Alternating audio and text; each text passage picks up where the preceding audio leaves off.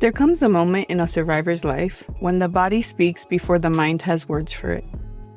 A moment when the tension you've carried for years finally shows itself. Not as proof of how strong you were, but as the price you paid for growing up without safety. For some of us, that moment arrives quietly. A breath that shortens. A sensation that moves through the body before it makes sense in the mind. For others, it arrives all at once. A shift in the room, a voice that changes tone, a memory triggered by something small.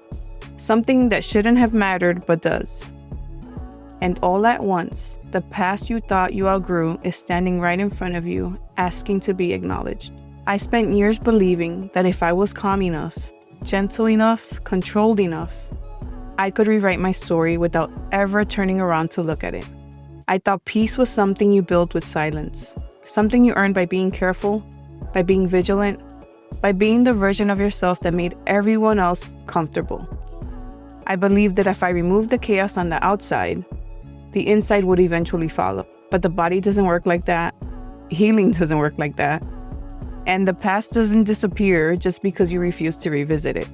This is Born Tired, where survival meets healing. A podcast for those of us who grew up in survival mode but are ready to heal and speak our truth. I'm Irene, a cycle breaker learning what peace feels like after years of survival. Every episode is an invitation to rest inside your truth, to feel seen, and to remember you were never alone. This is what it sounds like when silence finally breaks. Before we begin, I want to share a gentle reminder. This episode includes stories and reflections about domestic violence, childhood trauma, and abuse. Please listen in a way that feels safe for you. If at any point you need to pause, honor that. Your well-being matters more than finishing the episode. If you or someone you know is in danger or needs support, you can reach out to the National Domestic Violence Hotline at 1-800-799-7233 or visit thehotline.org for free. Confidential help is available 24 hours a day.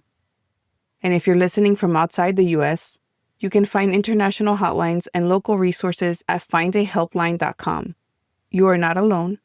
Take care of yourself while you listen. There's a kind of strength people don't talk about. The strength it takes to unlearn the survival strategies that once kept you alive. The strength it takes to admit that protection is not the same thing as peace. That hypervigilance is not intuition. That silence is not softness. And that the things you thought were keeping you safe were also keeping you from ever truly resting. Cycle breakers feel this before anyone else. Truth tellers feel it too. The ones who grew up reading danger in the smallest shift of tone, who learned to anticipate storms before they arrived, who carried the emotional weight of entire households before they ever understood what boundaries were. When you finally choose peace, not the performance of it, but the lived experience of it, it doesn't feel calm at first. It feels foreign, unsteady, lonely, because you're stepping into a life your nervous system has never known. And there's grief in that. There's loss. Not just for the childhood you didn't get, but for the version of you who believed she had to be unbreakable to be loved. The version of you who thought rest was a reward you earned, not a right you always had. This episode is about that moment. The moment when survival stops being your default setting and something softer begins to take place. The moment you realize the home you're trying to build isn't just for your children, it's for you too. And the moment you understand that breaking the cycle isn't about pretending the past never happened. It's about finally being able to face it without losing yourself inside it. And I didn't learn any of this in theory. I learned it in a house where silence was survival, where the truth was treated like rebellion, and where love and danger lived under the same roof. My body learned to confuse chaos with normal long before I had the language to explain it. And the moment I realized peace was in the world I grew up in was the moment I understood I'd have to build it myself. I was 16 the night my father strangled me. There was nothing that led up to it, no argument, no warning, nothing anyone could later point to as a reason. That's the part that still unsettles people when they hear it. There was no reason. Not that there would ever be a good reason to do that to someone. But I think as humans, we sometimes want to rationalize behavior that has no logic. We want to believe there's a reason, something that makes it make sense. But there isn't. There's no logical reasoning when it comes to this kind of behavior. It's not about reason. It's about control. And in that moment, he wanted to remind me how little control I had. It was a regular school day. After school, I worked a shift at one of those picture studio places that were popular in the late 90s. I came home. I was thinking about doing my homework. We had bunk beds in the room I shared with my younger sibling. I sat down on the bottom bunk to take my sneakers off, and he came in, drunk and already in a rage. He started screaming, words I don't even remember anymore. And before I could move, he grabbed the extension cord that was connected to the air conditioner, wrapped it around my neck, and started strangling me. My mother didn't try to pull him off. She just froze. And the truth is, I don't even remember how it stopped. I don't. Only that I was alive, and she never said a word. The next morning, I went to school like nothing happened. I hadn't slept. I had first period study hall. I put my books down, and I went to the bathroom to splash water on my face. A friend from class was in the bathroom. She looked at me and she said, "What's that on your neck?" I didn't understand until she said, "Is that a hickey?" I turned to the mirror and I saw it. It was a dark bruise running across my throat where the cord had been. I laughed it off, made a joke, acted like it was nothing. Because back then, telling the truth never made things better. It only made things worse. When I got home from school, everything hit me. I yelled at both my parents, showed them what he had done to me. My father was sober by then, sitting like nothing had happened. Neither of them said a word. Not an apology, not an ounce of acknowledgement, just silence. And that silence, it was its own kind of violence. For the next month, I didn't speak to him. But he never spoke to me either. Just pretended it didn't happen. And that's how abuse stays alive, through denial. Every time I tried to name what happened, I became the problem.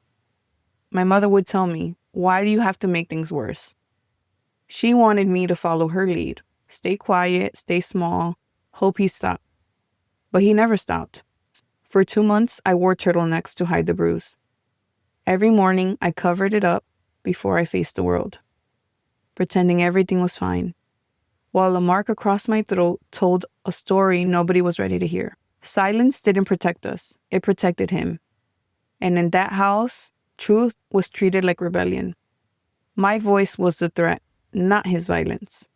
Around the same time, I remember another moment that will never leave me. He was in one of his drunken rages again, yelling. This time it was at my sibling. It caught me off guard because he never let it out on them. Within minutes, he caught himself. And right there in front of us, with tears in his eyes, he apologized to my sibling. He apologized.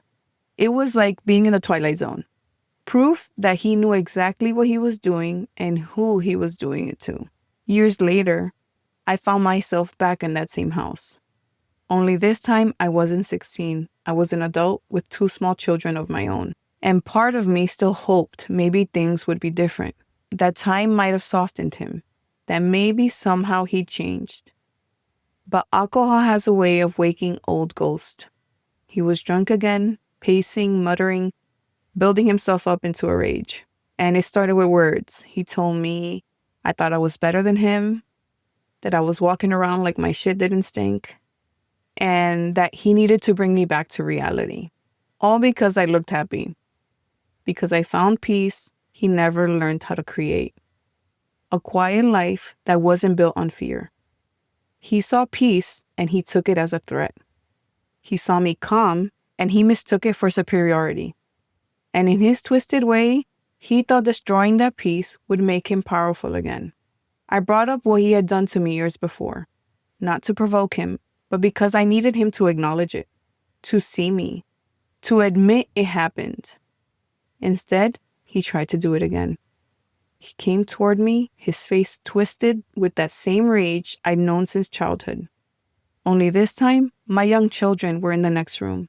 After that day, I stopped talking to him for months. I couldn't look at him, I couldn't pretend. But silence in families like mine never lasts long. When my mother ended up in the hospital, I found myself speaking to him again. Not because I'd forgiven him, but because survival teaches you how to return to danger when the guilt is louder than the fear.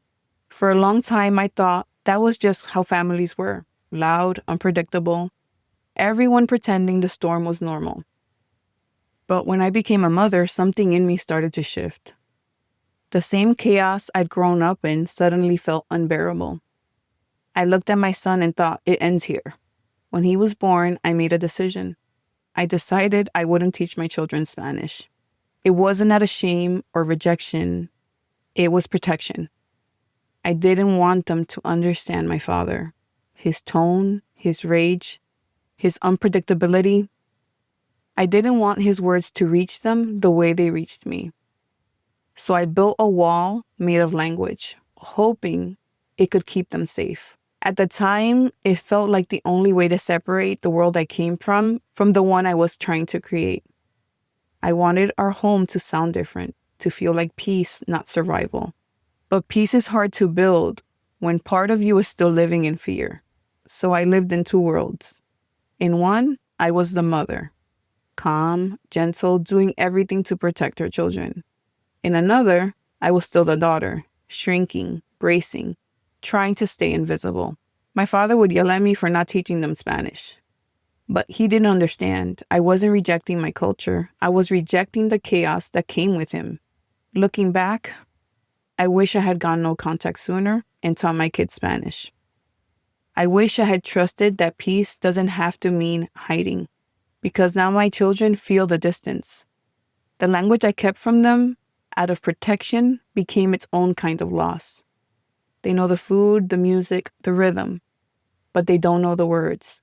I did what I could with what I had. For most of my life, I believed protection and peace were the same thing. If I could keep everyone calm, if I could create a home without shouting or fear, I thought that meant I had broken the cycle. But now I understand they live in different parts of the body. Protection comes from fear. It braces, it prepares, it guards. Peace comes from truth. It opens, it breathes, it allows. For years, I lived somewhere in between, building a home that looked calm on the outside while my body still carried the storm underneath. When I decided not to teach my children Spanish, it wasn't a rejection of my roots. It was the only way I knew to protect them from the voices that once terrified me. I didn't want them to recognize anger in a familiar tongue. I didn't want them to shrink the way I once did. There's a part of me that still grieves that decision. Not because it was wrong, but because it was made in fear. Trauma does that. It teaches you to choose safety before you even understand what safety truly feels like. When I look back, I don't see failure. I see a mother doing the best she could with the tools she had. Someone trying to build light in a language that had always been tied to darkness.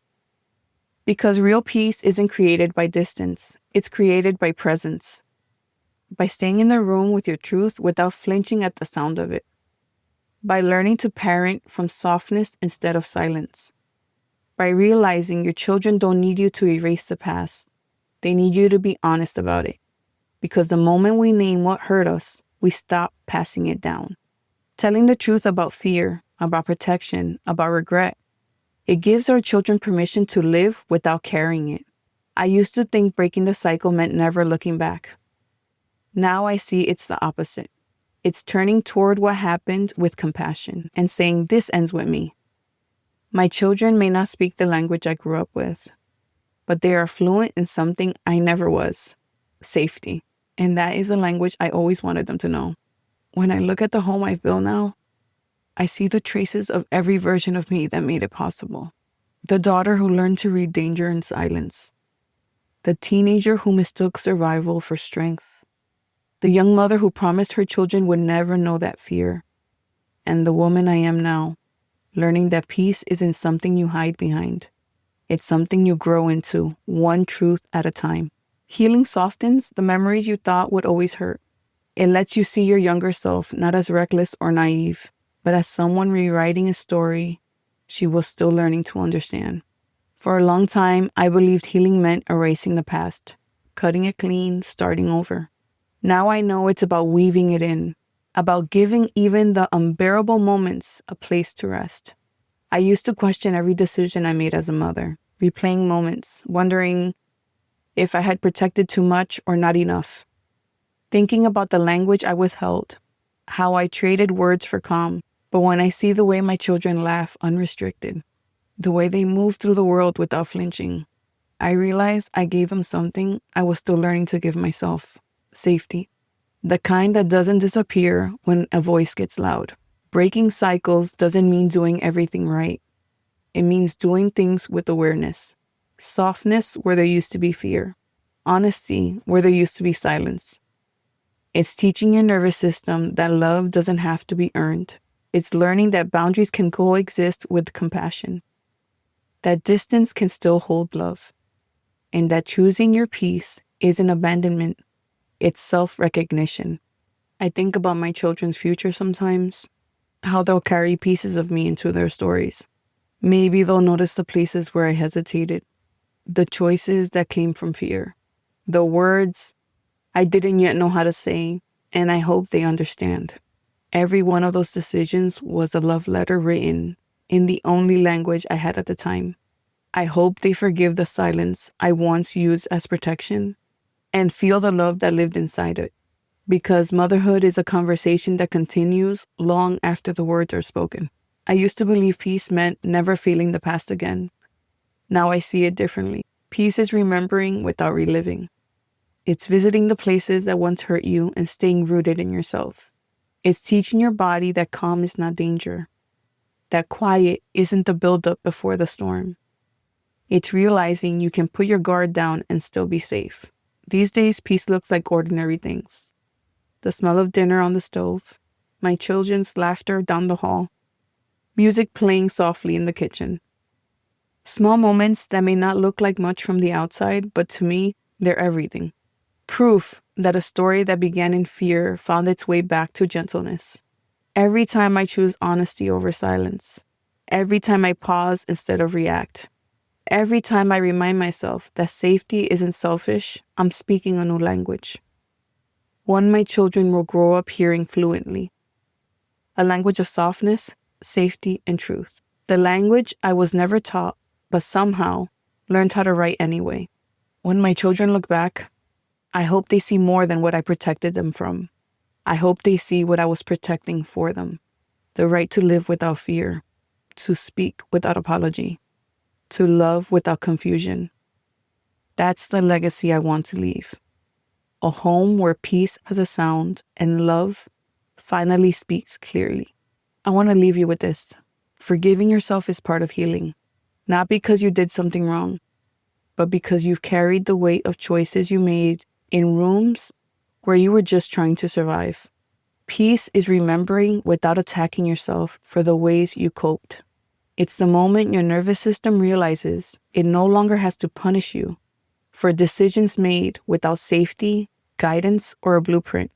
Every time you tell the truth, even to yourself, you loosen shame's grip on your body. Every boundary you set is an act of compassion for the version of you who never had any. And every time you forgive the you who survived the only way she knew how, you create space for the person you're becoming, the one finally learning she deserves ease. Healing is quiet work, slow work, often invisible even to you, but it's happening in the pause before you blame yourself, in the gentleness you offer instead of judgment, in the breath where you choose grace over guilt. That's the language I'm learning now, one built from self-forgiveness, from safety, from love that no longer comes with conditions. If this episode resonated with you, please share it with someone who might need it. And take a moment to leave a review wherever you listen. Your review helps more people find the podcast and reminds others that they are not alone. Don't forget to subscribe or follow the show so you never miss an episode. If you'd like to connect beyond the podcast, you can find me on Instagram and TikTok at Born Tired Podcast. I'd love to hear what resonated with you. And if you'd like to support the podcast, there's a link there to buy me a coffee. Thank you for being here, for listening with an open heart. Most of all, remember this. Your story matters, your voice matters, and you are not alone.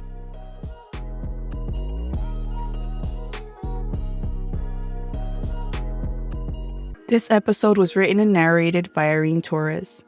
Audio production by Carlos Torres. Original music composed by Carlos Torres.